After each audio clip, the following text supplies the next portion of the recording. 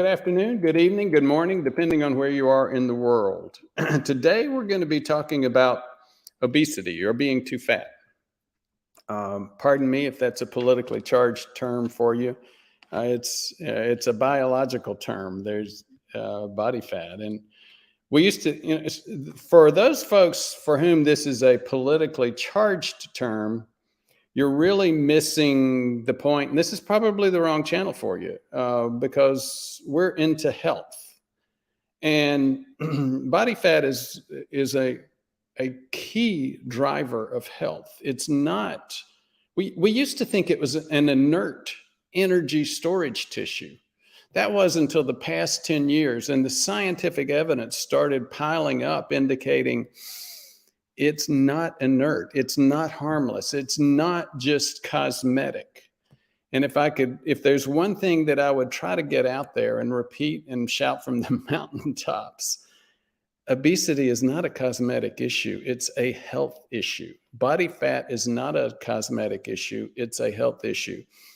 Body fat drives the number one killer, the number one disabler throughout the world, and that is heart attack, stroke, prediabetes, because it secretes. It's an endocrine tissue, and it secretes endocrine hormonal type chemicals. You can debate over whether they're really hormones. Put that debate aside and acknowledge that it drives prediabetes and diabetes. There's no question about it. So one of the key issues is what causes us to gain weight? Even though you're seeing less and less of this, teenagers typically, at least in the past, and still true, tend to be skinny. And middle-aged people tend to gain weight. It's called that middle-aged bulge. Well, the assumption is, well, we just eat more, so we gain weight. Now, if you've read a book or an article, it started off as an article. Many very popular books start off as articles in places like the New York Times, get very good reception, and then get turned into books. Gary Taubes did that with, I think his original article was either, it may have been The Big Fat Lie, or maybe it was Why We Get Fat. But the first book coming out of that was Why We Get Fat and What to Do About It. And he made an interesting point and just turned obesity management on its head. He said, it's not that we don't get fat because we're eating more. We start eating more because we're getting fat. Now, what does that mean? That's what today's show is about. So before we get too deep into that, let's move on into some other information. Just a brief, for those of you who haven't joined the channel before, the channel is all about health. It's about helping people understand what causes death and disability, their biggest risk. And it's unfortunate, and especially in the country, the United States, which is the wealthiest and supposed to have by far the best healthcare in the world. Over 2/3 of doctors really don't understand how to diagnose, let alone treat, the number one root cause of these problems, and that is insulin resistance, diabetes, and even prediabetes. And, there's, at the end of the day, there's unfortunately some financial reasons for that, because the bottom line is doctors cannot outprescribe a lifestyle issue. We cannot outstint a lifestyle issue, and we can't even out-bypass a lifestyle issue. And if you're hoping, well, okay, maybe I can out-supplement a lifestyle issue, it's not the case. So if you start looking at some of the, we have multiple ways of getting that content to you. And again, if the vast majority of it's totally free. So if you're worried about us trying to make a few bucks, we make plenty of money. We're fine. We're financed mostly by patient care that I do. The information's out there, and it's actually global. The number 5 country for our blog downloads is China. We have a lot of countries in Asia, the Middle East, South America, where there's a lot of popularity, a lot of interest in looking at the content that we're providing. And again, it's to help people understand things that even, again, 2/3 of the doctors responsible for this don't really understand in the country of the world that's supposed to have the best doctors out there. So we've got some challenges, and whether we like it or not, as patients, we need to learn how to take responsibility for our health. And today is a topic which goes into detail about that original issue.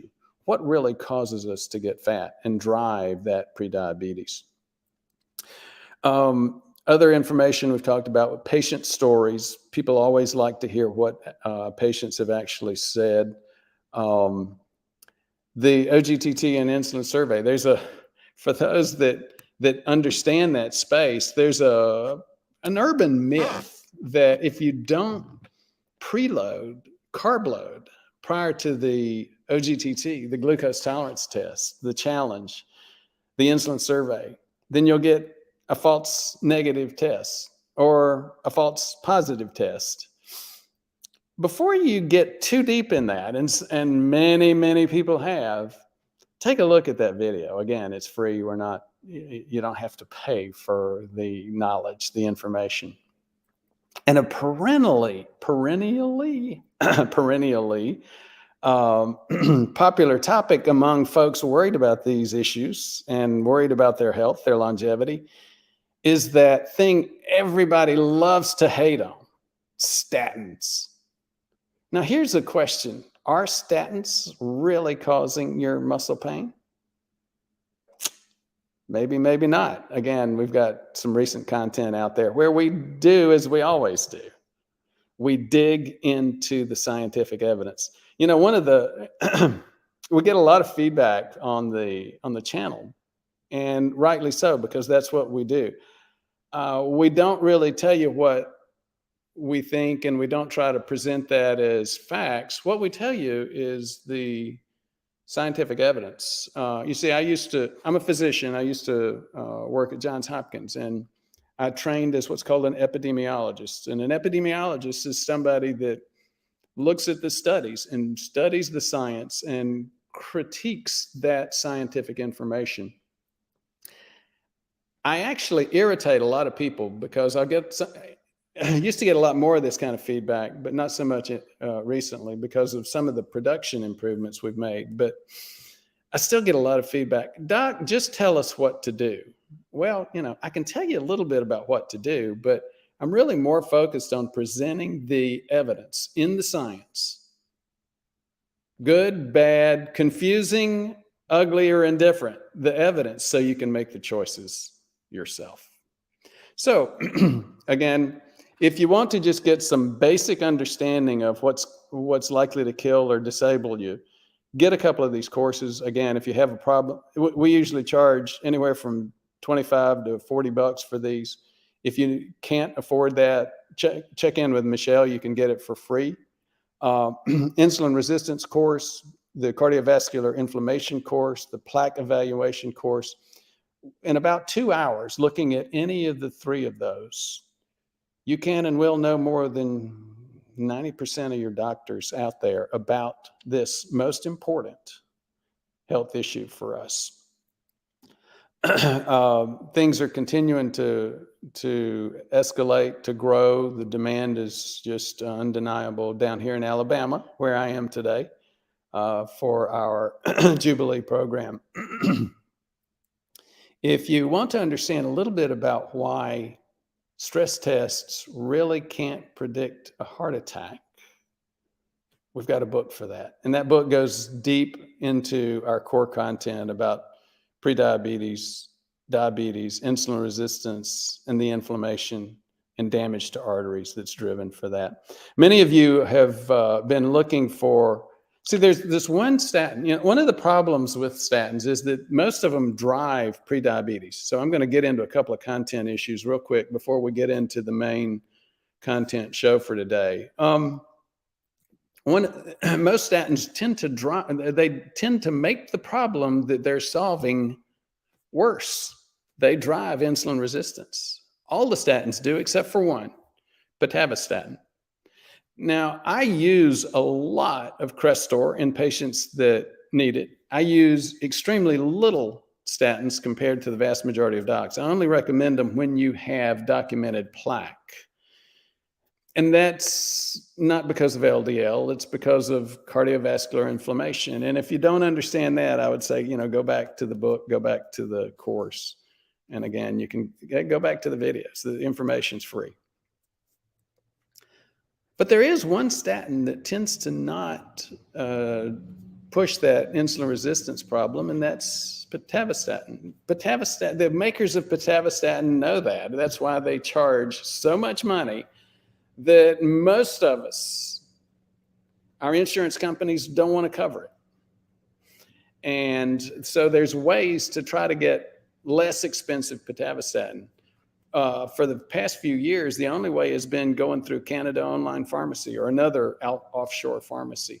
Now there's an onshore U.S. pharmacy that uses what's sort of a generic, and I won't go into the technical details on sort of a generic, other than to say it's a slightly different salt. For those of you who are geeks and curious about this, it's called Zypitamag.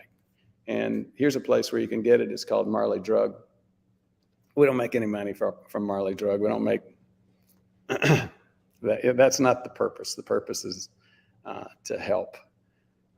So let me go into another short topic today. So as we make changes here in the Alabama healthcare market.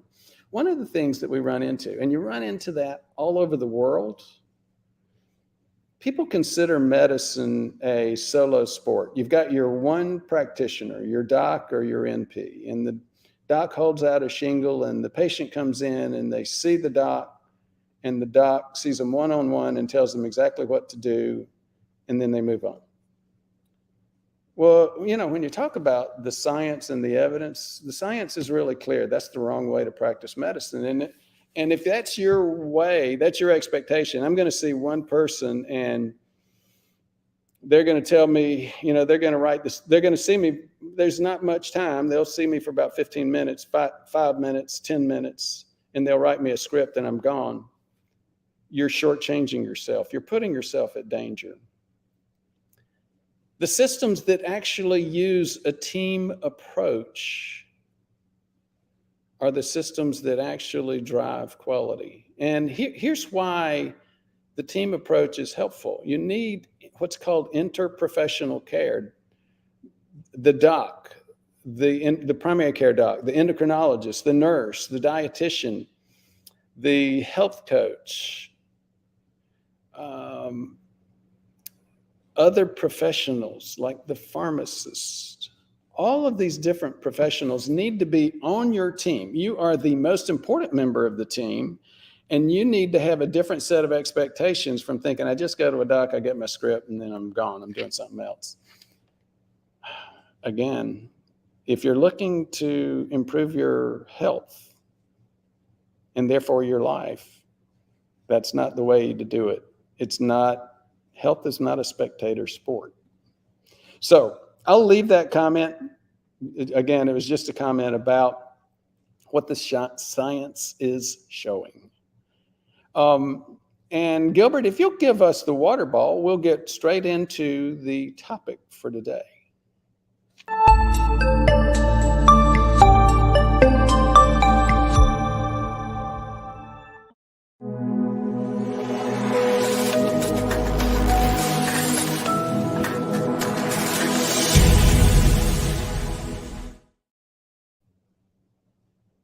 So, is overeating really the cause of obesity? And if you don't like that term, overweight, you'll hear us use the term. Anyhow, this is a coverage of an article. For the most part, this is a good article, and we're going to cover the basics on it. But it falls apart at some of the very core. And we'll talk about that. So don't worry about getting misinformed. We'll talk about the places, the weak spots. But let's get to the article itself. It's in the American Journal of Clinical Nutrition, 2021. Participants were from the US and Denmark. The treatment of obesity might sound really simple to some. Eat less, move more. And who of us has not heard that before? So if we've all heard that, why are worldwide obesity rates increasing every day? Is it possible that the current approach based on calorie counting, diet and exercise, in other words, the bank account concept, calories in, calories out, is it possible that that's misguided? Well, a study published in the American Journal of Clinical Nutrition, 2021, suggests that maybe eating more might not be the cause of obesity, but maybe the other way around. In other words, as Gary Taubes first coined in his book, Why We Get Fat and What to Do About It, maybe it's not that we're getting fat because we're eating more. Maybe it's that we're eating more because we're getting fat. Let's go back and look at adolescence for a second. Teenagers eat a lot of calories each day. They're classic for that. So, and yes, at this point, there is a problem with teenage obesity, but even in thin teenagers, you tend to see a lot of calories. So is that overeating? Is overeating what causes teenagers to grow in this stage of life? Or is it rapid growth, which requires building new tissue? And what is it that makes teenagers eat more? The reason I'm bouncing around this topic is to help all of us understand something. I think you're all sitting there saying, it's the hormones, you dummy. It's the hormones. Well, guess what? You're right. It is the hormones. And if it's the hormones in teenagers, maybe it's the hormones with us middle-agers as well. You see, in obesity, insulin is key. When we eat rapidly digestible carbohydrates, sweetened cereals, potato chips, sugary beverages, those raise insulin levels too high. And if our insulin receptors are not sensitive to insulin, we just have to keep pushing, releasing more and more insulin to bang against those resistant insulin receptors.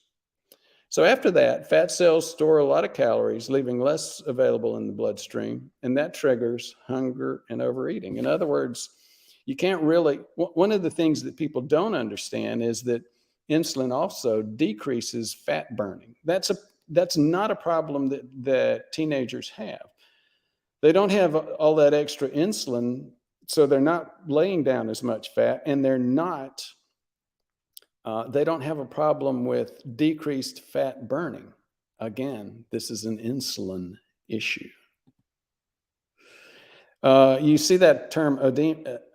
It's not edema, it's edema. This is the English/European spelling for edema. Edema is too much fluid. You get too much fluid in your legs from heart failure, or fluid in your lungs from heart failure. You remember the researchers in this study were from Denmark, and that's a European version of the English word edema. So in edema, the excess fluid builds up in body tissues, legs, for example. People with edema become thirsty even when they might have an excess of fluid, because the fluid's not reaching the right places. It's piling up where the body can't access it. Translate this to obesity. The difficulty resisting hunger is not the lack of discipline, rather a biological problem involving how calories are distributed in the body. So with edema, You've got plenty of fluid, but you're still thirsty because your body's not accessing that fluid where it needs it. With insulin resistance, diabetes, prediabetes, and the obesity that goes along with it, you've got plenty of calories. It's just that your body can't access those calories, and it's stuffing them into fat cells. This is a totally opposite perspective from just eating less. The authors in this study suggest to focus on what to eat instead of how much you eat. So now we get to the carbohydrate-insulin model, or the way they call it, CIM. This is not new, by the way. If you have more interest in it, you can read Gary Taubes's books, Why We Get Fat and What to Do About It, or a 700-page version of that book, which he calls Good Calories, Bad Calories. I prefer books by two other authors, Robert Lustig, an endocrinologist at UC San Francisco, and he's got several books. The first big one was Fat Chance. David Ludwig, to me, is even better. David Ludwig is quieter. He's not as flashy as Robert Lustig, but his information is really, really good, and so is his research. It's just spot on. David Ludwig is also an endocrinologist. Both of these guys, their names sound alike, and they're both endocrinologists, and they both run obesity units in large academic medical centers. Lustig in UC San Francisco, and David Ludwig at Harvard. David Ludwig's book is something that is classic to this issue. It's titled Always Hungry. And again, it hits to that issue of we're eating more. We can't access those calories, and so therefore we're always hungry. Now, I brought those guys up because they're both endocrinologists, and they call it something slightly different. They don't call it the carbohydrate insulin model. They call it the endocrine model of weight management or weight gain. So back to the script here. Although there's logic related to energy intake and expenditure with the conventional model, it's not the root cause of weight gain. As insulin resistance increases, weight gain, no, we got that backwards. As insulin resistance increases, weight gain increases. Circulating fuels decrease. So again, pardon us, we got that bullet, the exact opposite. Other hormones such as sex steroids and cortisol have effects in adipocytes. And if you don't remember, adipose is the technical term for fat tissue, and cytes is the technical term for cells. So we're talking about other hormones. It's not just insulin. Insulin is the major driver here, and it should be called the insulin model or the hormonal model. But other hormones get involved with this as well. And a big component of this issue regarding fructose that you see in the fourth bullet comes from Robert Lustig. He really focuses on fructose. And yes, fructose promotes new fat creation in the liver. And guess what? Fatty liver has become recently the number one cause of liver disease. So what are they suggesting that we eat? I think there's agreement, whether you're talking to or listening to Ludwig, Lustig, Taubes, me, the rest of this world. Eat things that don't drive insulin. Avoid processed carbs. Increase intakes of nuts. There is some variation in nuts, but any nut is going to be better than processed carbs. Full-fat dairy doesn't drive as much insulin, believe it or not. There's this concept that protein drives insulin. Academically, yes. Practically, don't worry about it. Olive oil, avocado and avocado oil, dark chocolate. Again, the study authors are talking about these things may decrease insulin levels, and that's exactly what we want to accomplish. Focus first on decreasing your insulin levels. Then it will become so much easier to lose that excess body fat. A low-calorie and low-fat diet further restricts the already limited supply of energy to the body. So be careful if your first approach is low-calorie, low-fat, because you can end up increasing the hunger without fixing the problem. So, conclusions for that study were the CIM, carbohydrate-insulin model, might not explain all the causal mechanisms of obesity. In fact, probably doesn't explain the biggest one. Now, we will all acknowledge this. Food is a behavior. Eating food, it's more than just fueling the body. There is a major behavioral component. I've been very clear about my own food addictions, sweets addictions, dessert addiction. I grew up in the southern United States where sweet tea and blackberry cobbler and dessert were, sweet tea and desserts were components of every meal, often including breakfast. So I've got my own addictions that I have to deal with. Notions of palatability, preference for sweetness, they can drive consumption of sugary foods. But that's still consistent with the carbohydrate-insulin model. That's a major part of the problem. There's a necessity to understand that a paradigm exists regarding the causes of obesity, and further evidence should be collected to fully understand that. I have seen very few articles in the scientific medical literature that did not end with further studies are indicated to fill in the blank.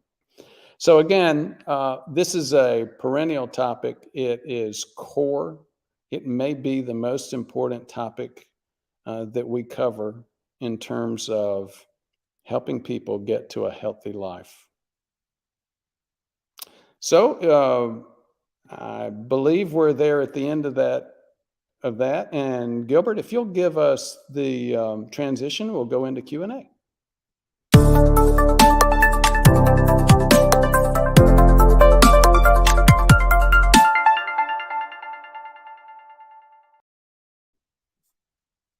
So, Bambi Gage was the first to join us, and Bambi had a question.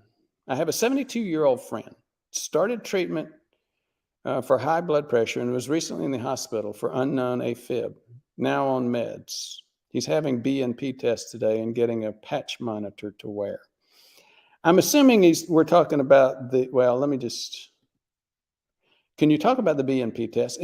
I get the best topics from questions like this. Thank you so much, Bambi. Can you talk about the BNP test? I gave him your recommended test before all of this, and his doctor ignored him. Well, we're certainly used to that. He had an ABI, arterial ankle brachial index, probably, an EKG, and they told him he may have had a previous heart attack. Well, he may have. ABI is one of my top 10 videos. And I have to tell you, it's interesting. As a content creator, I end up and I go back and I regret a lot of that ABI video. It's not that ABI doesn't exist. It's not that people don't know, shouldn't know about ABI. Here's the problem with ABI. It is sort of a potential do-it-yourself cardiovascular plaque evaluation test. But the point I keep trying to make is that don't rely on that. If you go to some of the Stanford medicine tests, Stanford Medicine has a huge program to talk about high-quality tests, and ABI is included in that Stanford list, and they've got several different videos describing it. I could say they're better than mine, and in many ways they are. But still, don't rely on an ABI to be your be-all and end-all. There are many, many ways that, from a quality perspective and just the the basics of the test itself that make it really clear. You need more than just an ABI to detect plaque. You really do. And we've talked about plaque detection, plaque evaluation multiple times. CIMT is one that I keep pushing because it's the only way to get an understanding of the critical piece. Not only do I have plaque, any plaque at all, but is there any soft plaque? And every other test, including calcium tests, it's been shown you can have a negative calcium test and still have soft plaque in there. We'll be covering that in one of our upcoming topics. It's not likely, but it's certainly possible. Now, I just went down, Bambi asked me one topic, and I went down a different bunny hole. Let's go back to the BNP question. BNP, NT-proBNP is where this test came from. And some of the details behind it were, it was first discovered in the brain. And why do we use it for a heart test? The B stands for brain. It's NT-pro natriuretic. NT brain pro-natriuretic protein. Now, what they discovered, though, was that it's an indicator of stress for the heart. And what they're looking for is that heart in failure. Now, so NT-proBNP or BNP is a heart failure test. It's an enzyme that's released by heart muscles, cardiac muscles that are under stress. Now, like so many things, like, for example, insulin resistance, we used to think that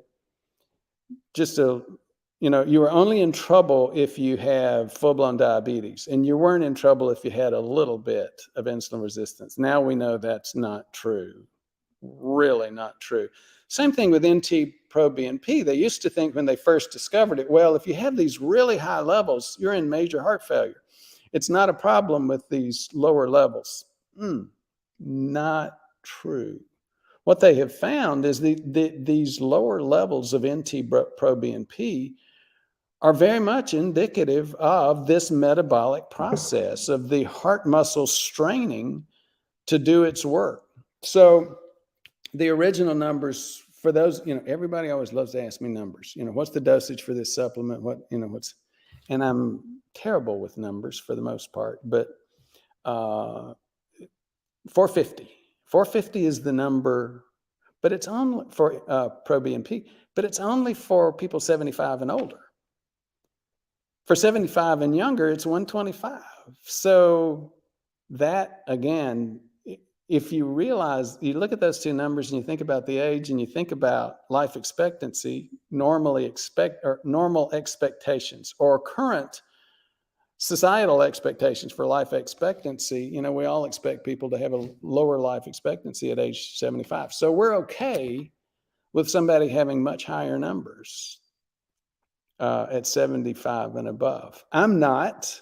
I've got plenty of people that are in their 70s and 80s and are very healthy, and I would not want to see an NT-proBNP of 200 or 300 and say, well, you're fine because you're 80, and it's not really positive until it's 450 or above for your age. That's the wrong interpretation. So a lot of prevention guys, and you'll see it in my comment, a lot of prevention guys call it, look at it and interpret it slightly different. We call it the happy heart test. So Bambi, I hope that helped. And we'll go to, well, we don't want to repeat my comments. And I was just saying, yep, I will cover NT-proBNP. And that's it in the text. If you're able to see the comments, you may have seen a lot of what I just talked about.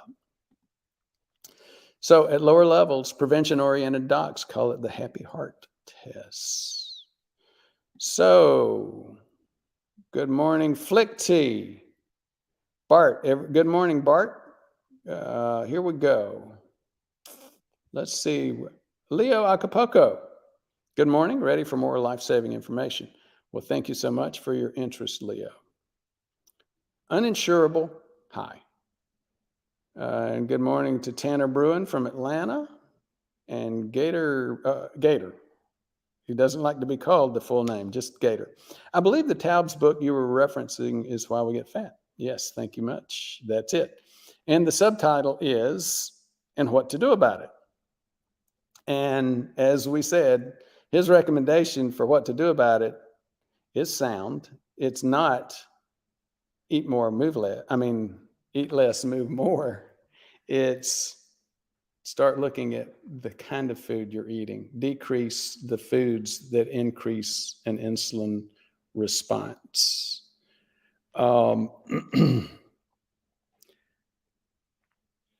The next comment, Fort Worth West Side. Can you explain the term MHO, medically healthy obesity? Oh, that's an interesting point. There's some good articles and actually a couple of good books. At the end of the day, those books, I'm concerned, have done more damage than help. See, here's what the issue is. There are gradations of health with obesity. If you take, and I wish I've done some videos on it. Hopefully I can explain some of this. You can see some obese people that have, if you do like a SPECT scan or one of the scans that shows body fat, muscle, and bone, here's sort of differences you can see. In a leg this size, some of them have body fat, muscle that much, and therefore that difference is that much fat. Others, on the other hand, have muscle that's only there. So much, much higher components of body fat than muscle. And those are the classic people that you see, quote, healthy obesity. And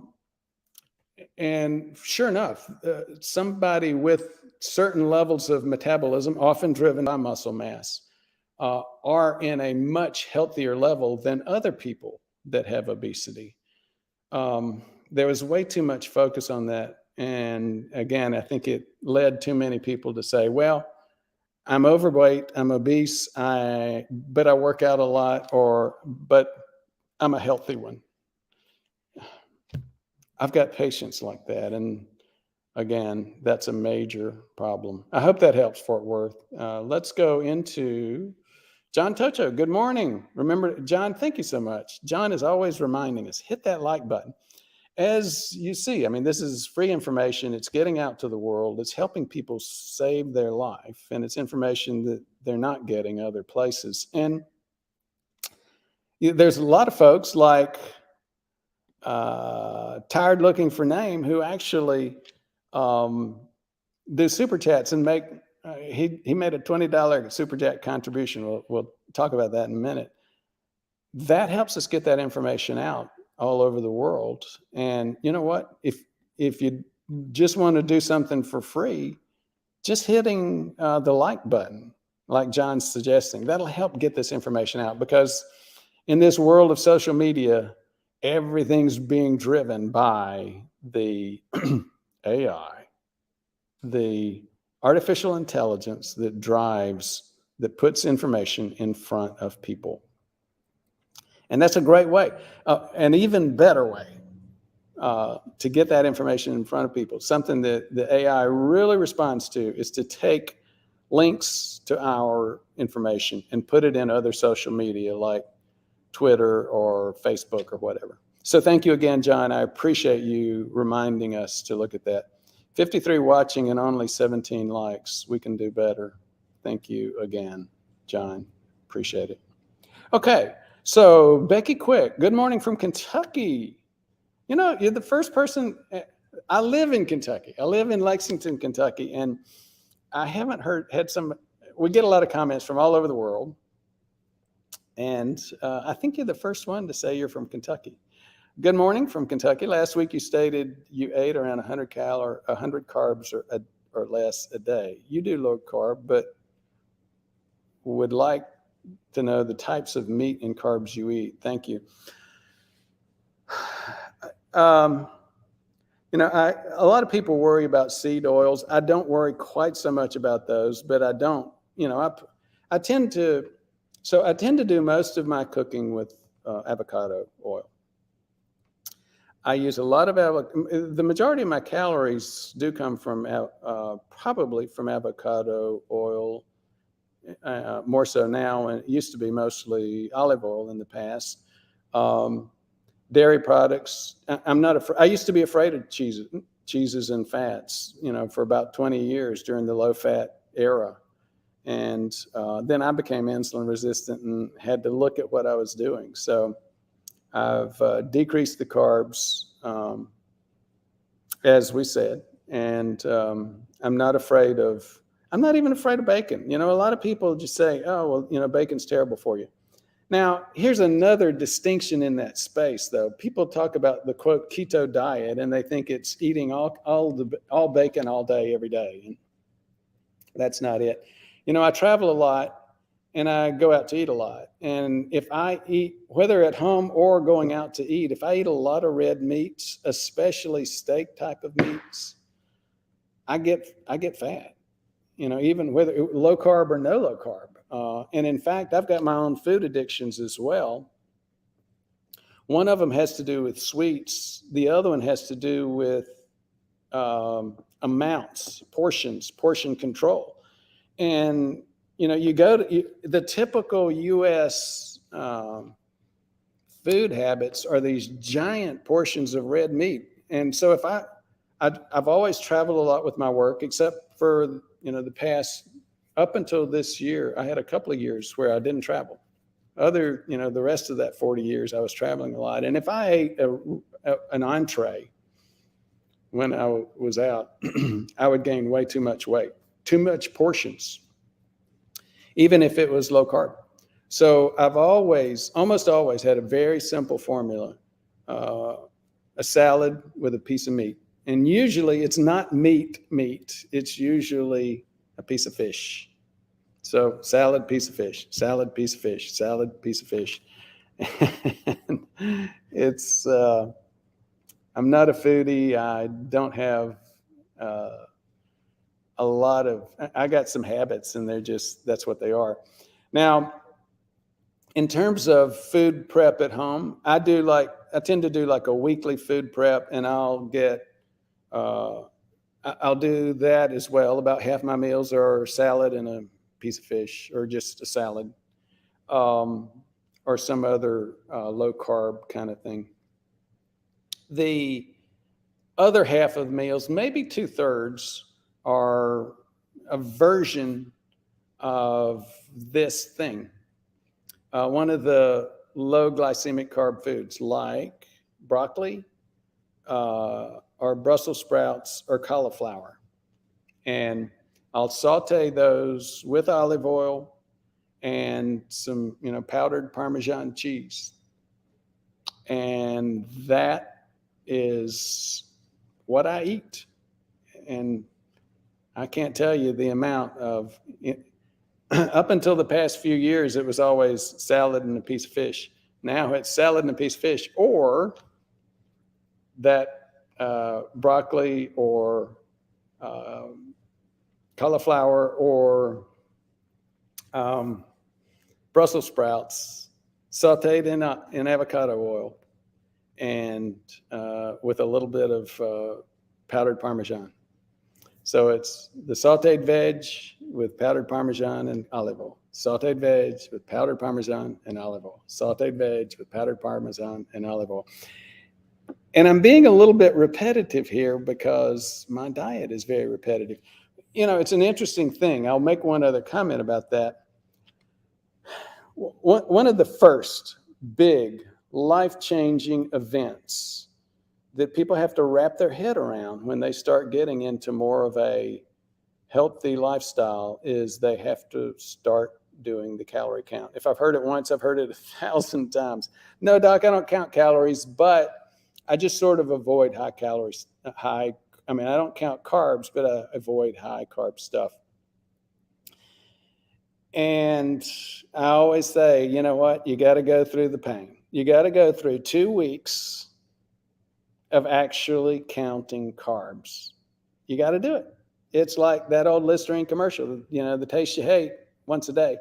You don't have to do this once a day. You got to go through it once in your lifetime, 2 to 3 weeks of actually counting your glycemic carbs, because then you know what you're eating.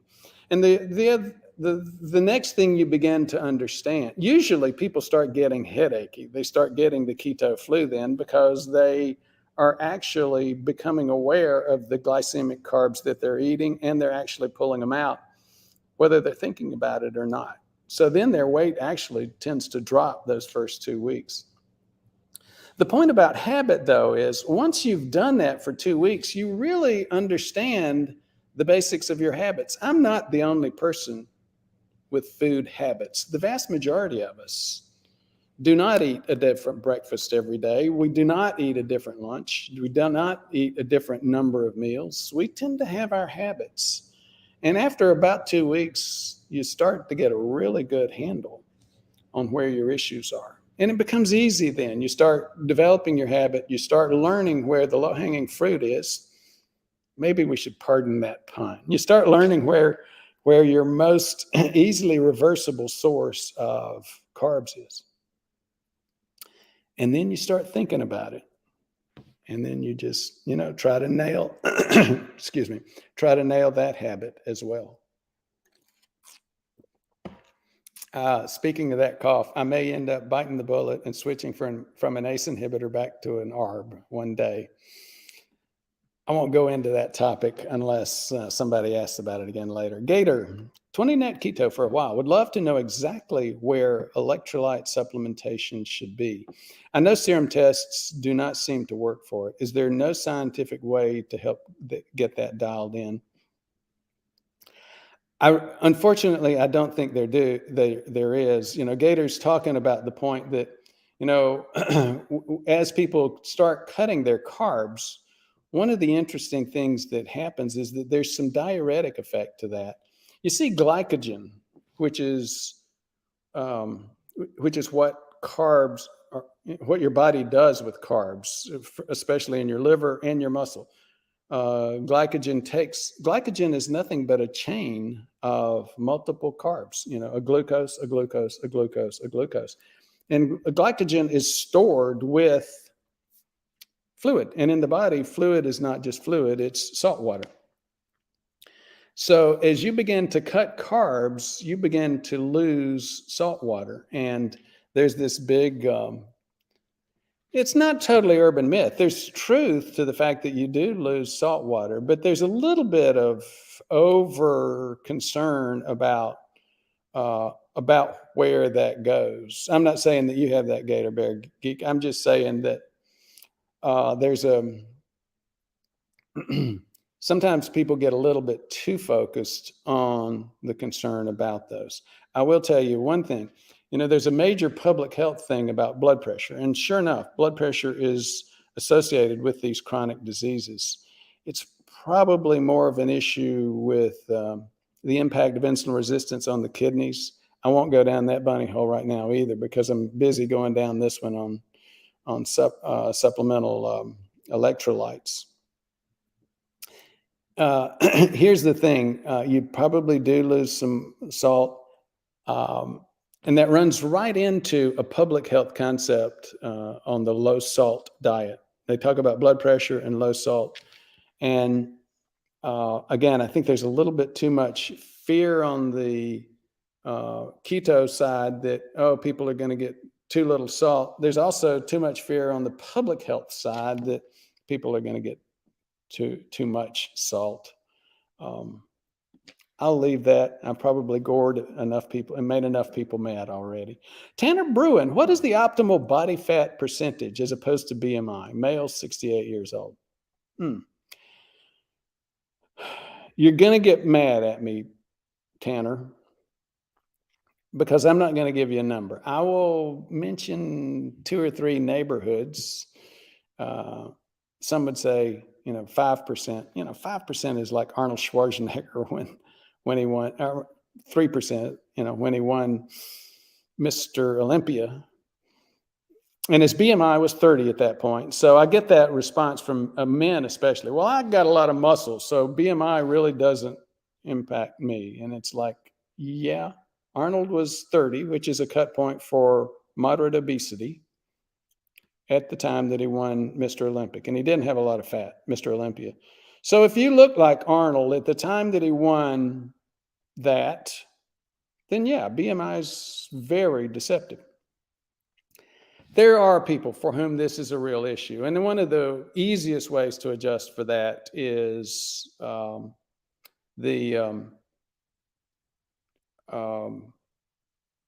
your waist size. If it's 35 and above, you really need to work on it. If it's 34, you're getting closer. Now, body fat is like triglyceride over HDL. People want to say, what's the cut point? What's the cut point? The lower, the better. I don't see a cut point. That's, I get really frustrated with cut points. They used to say, well, if your blood sugar never goes over 200, then you're fine. You're healthy. You don't have to worry about it. I've got plenty of people whose blood sugars have gotten to no higher than 160, and there are plenty of people that have died with heart attacks from that. So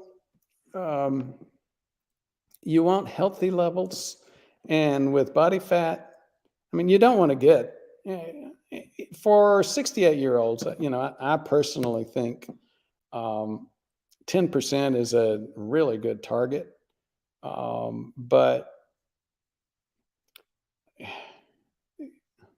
here's another reason why I stammer and stutter and get frustrated about cut points, especially in the body fat area. So how are you measuring your body fat?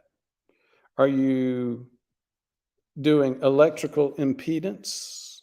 Well, that really depends on how much your hands are sweating. Are you doing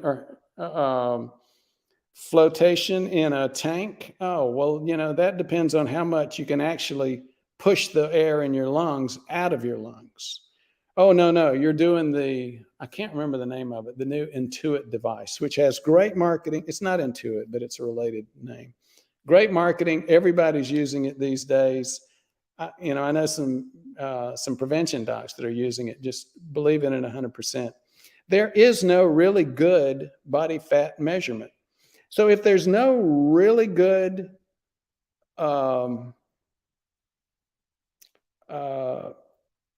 perfect model, perfect measurement for body fat, then what's the perfect number? And that's the big issue that I have with body fat measurements. Thank you, Tanner. Great topic. And I'm sorry if I didn't give you the number you wanted. Black Tengu, before starting Keto Crestor, I was a big bread eater. Oh, I forgot to mention, I was too. Prior to, the carb issue, it was a salad, a piece of fish, and a whole lot of bread. So anyhow, back to your question. Before starting Keto and Crestor, I was a big bread eater and on 10 milligrams of Lipitor. Then my A1C was 4.4%, C-reactive protein of 0.12, but my triglyceride over HDL was 2.7. What's the logic in this? It's a really good point, Black Tengu. And it takes us down one of the more sophisticated areas of lab interpretation. The triglyceride over HDL ratio is a very important ratio, and so is A1C, but there are problems and differences in both. They usually correlate, but you've got a great example of where they don't seem to correlate at all, at least with you.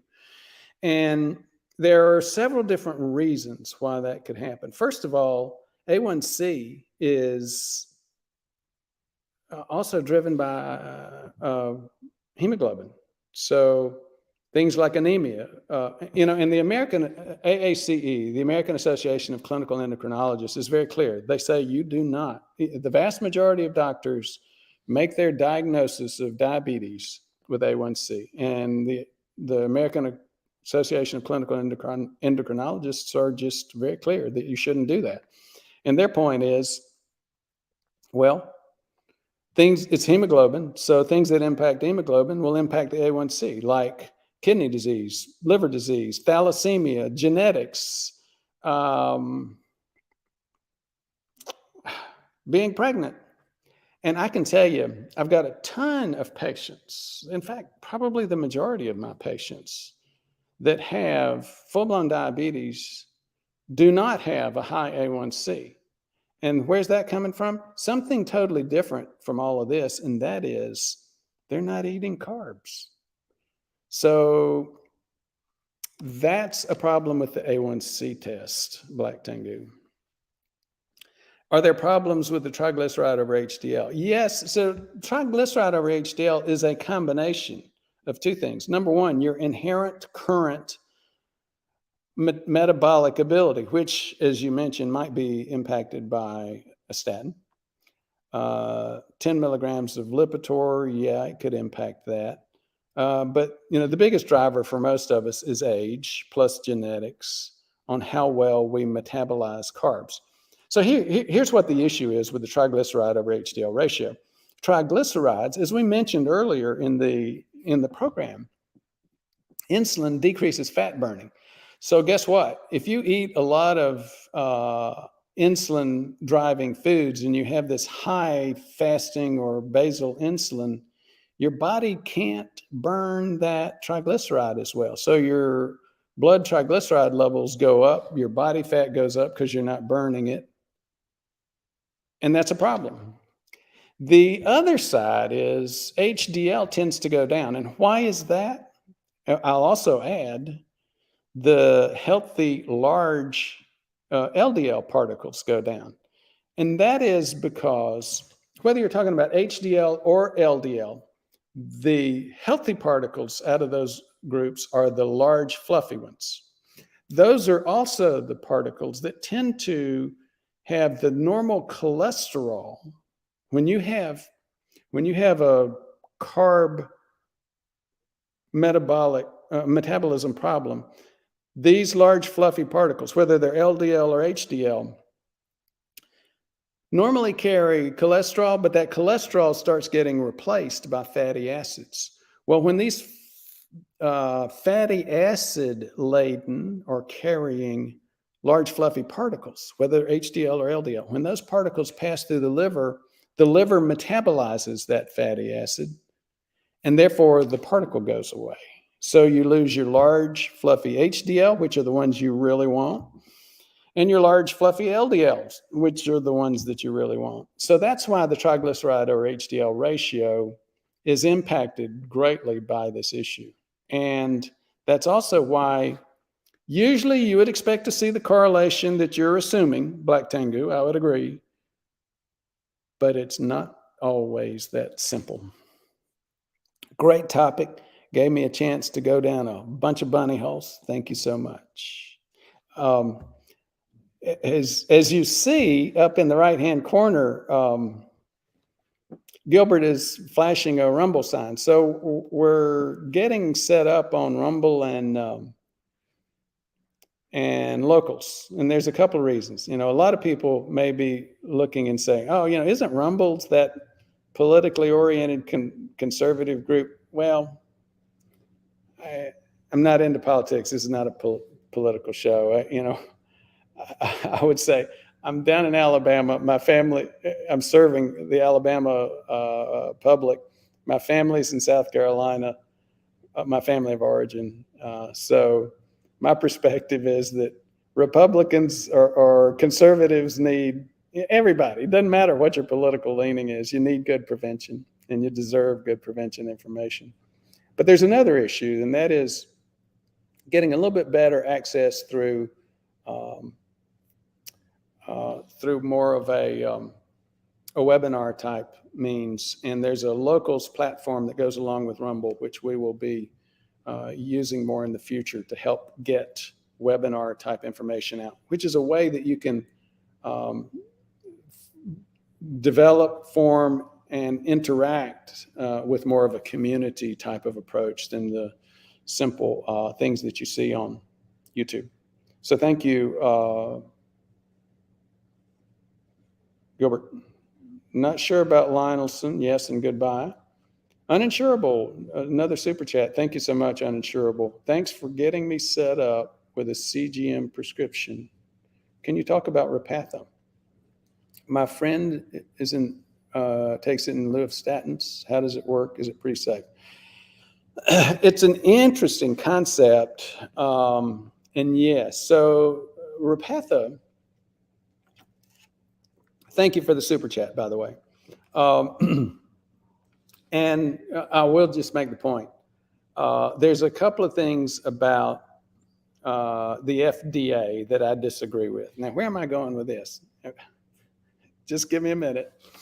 I don't think the FDA should require a prescription for CGM, Libre, or Dexcom. And I also don't think they should require a prescription for metformin. So I have these programs where I help you get access. I do have, I am a doctor. I'm licensed in all 50 states in the US, and I do have to see you as a patient. But these programs are far more, they're cheap. It helps you get what you need. So Uninsurable is obviously using CGM and now has asked about Repatha. Repatha is PCSK9. What does PCSK9 stand for? Pro something subtlysin kinase inhibitor. Now, what does that mean? The history behind the development of those drugs that drug class is very interesting. I guess I should tell you what it is. It's a new biologically genetically derived drug class. It's the thing that was just the big thing for the past 5 years in cholesterol management. And what they do is they really decrease cholesterol, LDL cholesterol. They just, you think statins decrease LDL cholesterol. These PCSK9s, Repatha is the most common one. They really do. I mean, like 60, 80% or more. And so they're overused. They're getting to the point where a lot of insurance companies are covering them now. In the first few years, I don't know what they are now. They're still thousands of dollars, and I don't know if they're still tens of thousands of dollars per year. But I'm a scientist. I'm interested in the science side. I will tell you, one of the concerns that I have is whether or not they decrease cardiovascular inflammation. And the reality is there's not a lot of information that would support the fact that they are. So a lot of people are actually on PCSK9 inhibitors and statins. I use, I don't use nearly as many statins as doctors do for the reasons that I discussed. I don't focus quite so much on LDL levels unless there's what we call FH, familial hypercholesterolemia. And even the majority of those folks, the real problem is not the LDL level. It's when they start getting insulin resistance and cardiovascular inflammation. Let me just tell a quick story, and then I'm going to move on. They did this very different. They discovered this drug class in a very different way from the way that they usually discover drug classes. If you look at, somebody help me, I'm having a senior moment. The name, rapamycin. If you look at rapamycin, which is still sort of it's used in a lot of things like stents. It helps with autophagy and is supposed to help. Anything that helps with autophagy tends to help with cardiovascular inflammation. I don't use it. A lot of people call me and ask me if I will write scripts for it. I don't, because again, for that indication, it's not really that clear that it's safe, and that's why I don't use it. So rapamycin was found by, the way drugs are typically discovered. They send these people out to these crazy places in the world, and this crazy place was Rapa Nui. otherwise known as Easter Island, the island that has the big head carvings in stone all over the island. They found this chemical that was there, and they named it, they ended up rapamycin. That's where the term rapamycin comes from. The local name for that island is Rapa Nui. Now, what's that got to do with PCSK9s? So that was the way the vast majority of drugs are discovered. They'll send people through the Amazon finding these unusual chemicals and then bring them back and find out if they have any impact on different metabolic processes. They did it the opposite way with the PCSK9s. They started looking genetically at people that had low LDL levels. And on this one, they found this cheerleader, this young female in Texas, who had a very low LDL level. And what they began to do was look at her specific genetics, her metabolic processes as driven by her genetics, and they isolated the thing that was doing it. And it was a thing called the PCSK9, the I used to know that, rattle it off, subtle lysine kinase inhibitor. So what that does, PCSK9 is a mechanism that sticks up out of the liver cell, and I've got this hand, I hope that it's not confusing, but it's looking for and waiting for LDL. When an LDL particle comes by in the bloodstream, it latches onto it, pulls it down into the liver cell, and burns that LDL up. Now, when you start looking at people that have FH problems, familial hypercholesterolemia problems, there are about 2,000 different genetic variations that can drive that process. The vast majority of them have to do with problems associated with this PCSK9 process. So they started looking at that and they said, well, you know what? If we could find or develop a drug that inhibited an inhibitor of it. So it's going to sound logically a little bit backwards. Unfortunately, that's the case. It's an inhibitor of that process. And if you could find one, that would actually decrease LDL. And that's exactly how it happened. So I hope I didn't butcher that explanation too much, and I hope it helped you understand what they do. Aura Ruth Kamiani, hi from Israel. Hello, Aura. How are you? I've been studying some of my Israeli history recently, taking a Bible study currently on the biblical book of Isaiah. I've read the Bible a few times, but I remember just staying really confused in the book of Isaiah, and sure enough, I understand why now. Don Stewart, more importantly, it's what we're eating that's the problem. Carbs, grains, and sugars. It's a really good point. It's very interesting, especially, Don. Most people say, well, the doctor told me I had a touch of sugar. So they say, well, I'm going to decrease the sugar in my coffee. It's not usually sugars at all that drives the majority of carbs in most destructive diets, like the standard American diet. It's the the grain products. The grains are just, you eat a bowl of pasta or you eat a couple of slices of pizza, you're just getting huge boluses of grains.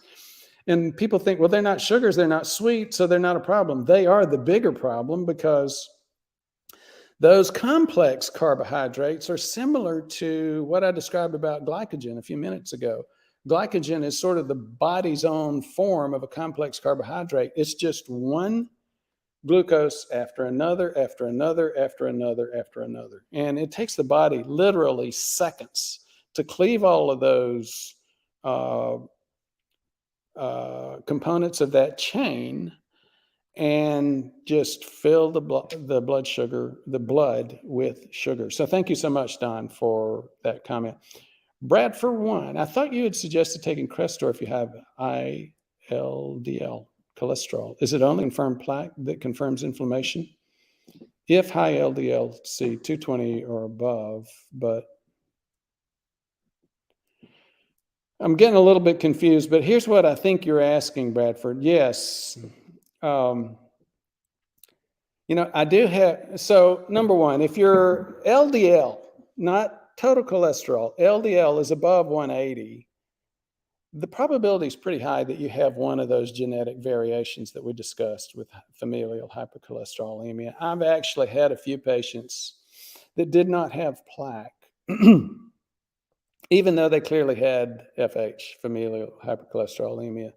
And I discussed with them, I said, I really don't routinely recommend a statin just on an LDL level alone. I recommend it based on plaque because it's what's called pleiotropic mechanism of decreasing cardiovascular inflammation. In other words, helping us decrease soft plaque. I'm not going to go quite that far any further down that bunny hole, but here's the thing. If no plaque, even an FH patient, I'm not convinced that you need statins at that point. Most docs would argue vehemently with that. Clearly, the FH Foundation would argue with that. You know, the FH Foundation tends to think that everybody needs to be on PCSK9s. I can tell you, even homozygous FH is a different issue. That means you've got some problems with FH from both your father and your mother. And these people they can have heart attacks in their teens or 20s or younger. I did a video once on a little girl that had homozygous FH and major problems before she even got to her teen years. So, number one, although it's not usually LDL, it's usually insulin resistance or one of the other inflammatory mechanisms, LDL does matter. Number two, the vast majority of people, are heterozygous FH, and they've got LDLs in the 180 level, or like you, 220. And they tend not to have as many problems until they start getting insulin resistant. So the real focus still is insulin resistance. Number three, cardiovascular disease is not a single risk factor issue. There are multiple risk factors: high blood pressure, genetics up to and including LDL and PCSK9 genetics, but also genetics for things like other inflammatory diseases, classic ones being rheumatoid arthritis and psoriatic arthritis. Those inflammatory diseases also drive as much heart attack risk as diabetes. So let me go back to your question and make sure I answered it.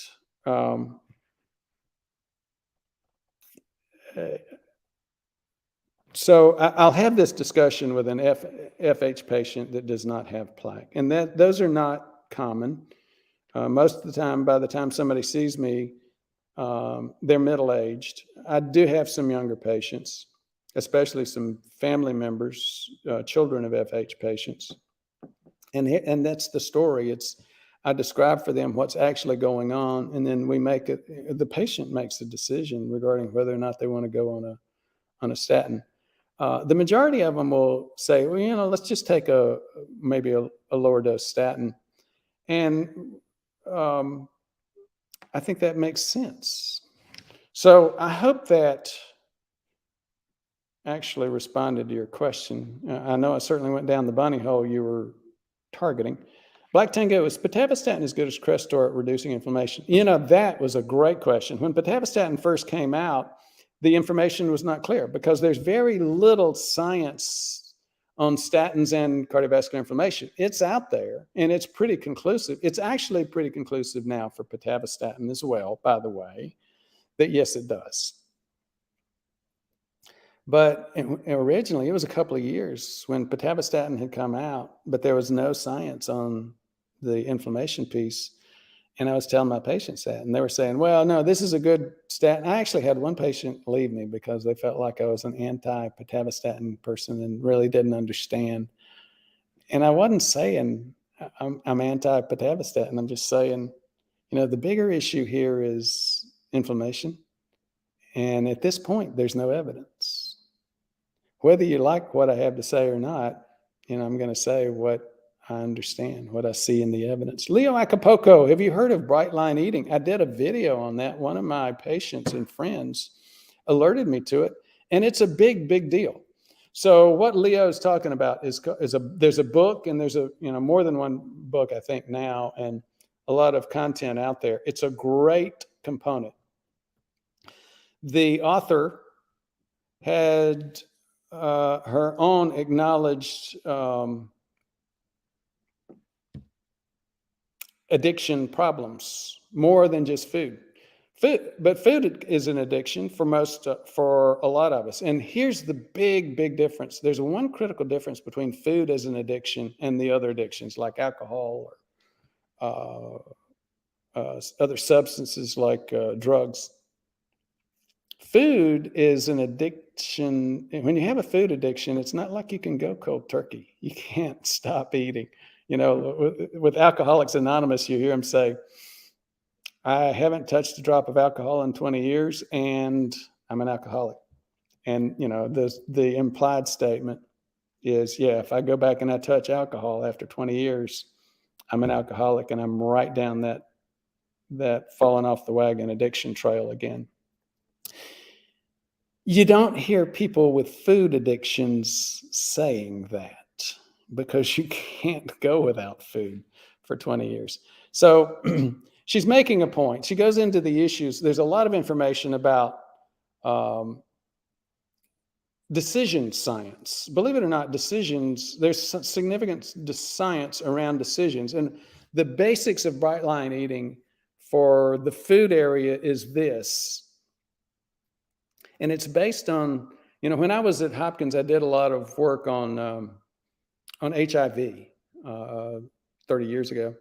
And I worked with a fellow named David Celentano. He was a world-renowned researcher in addiction. And it was an interesting thing is, you know, because I was doing HIV work, he was doing addictions work, we bumped into each other a lot and co-authored some stuff. And I learned from him that, you know, with addicts, they were okay until their source of addiction got into a realistically accessible area. As soon as it was, oh, you know what, I can score some Coke or whatever, then their addiction just cranked up. But as long as, it was nowhere in sight, nowhere accessible, then they really didn't have that much of a problem. The author, I think Susan Pierce Thompson is the author, she applied that concept to eating. And that is, you make some really clear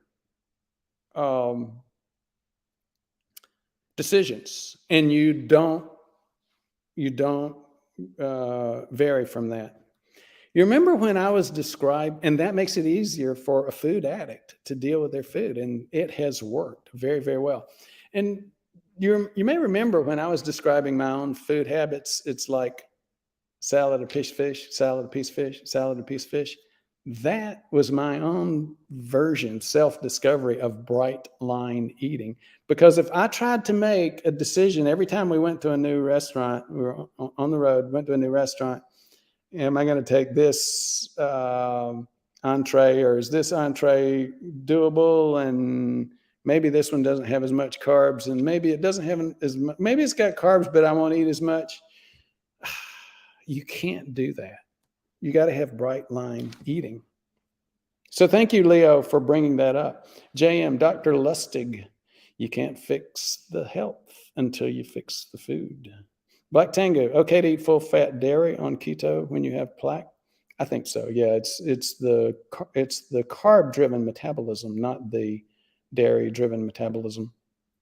For the vast majority of us, you know, folks with some specific lactate deficiencies, you know, that's a whole different issue.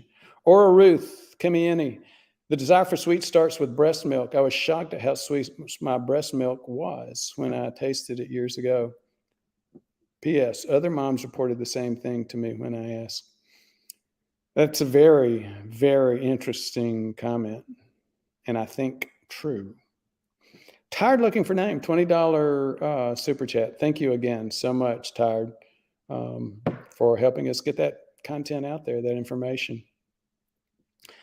I'm a LMHR. In case you don't know what this is Apple Runner, and in case you don't know what LMHR means, it means I'm a lean mass hyperresponder. What would you recommend as a next step for assessing risk with the doctor? Also, low dose statins. Well, you look at the whole component of where you are in terms of your risk. For example, if you're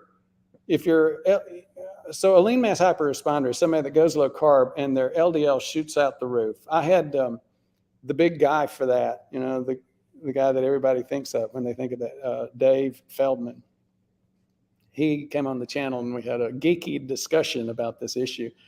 And the assumption is that, and I get people calling me all the time. They say, hey, I went on a low carb diet. My LDL shot out the roof. My doctor's scared to death. That is a critical issue. And one of the things that your doctor needs to look at, or you need to look at, is some of the other key drivers. One of the most important is your triglyceride over HDL ratio, because your typical lean mass hyperresponder still has good HDL and low triglyceride. And they also have, Dave doesn't look so much at this. I do. Cardiovascular inflammation. They also have little to no cardiovascular inflammation. So there are other risk components that you need to look at.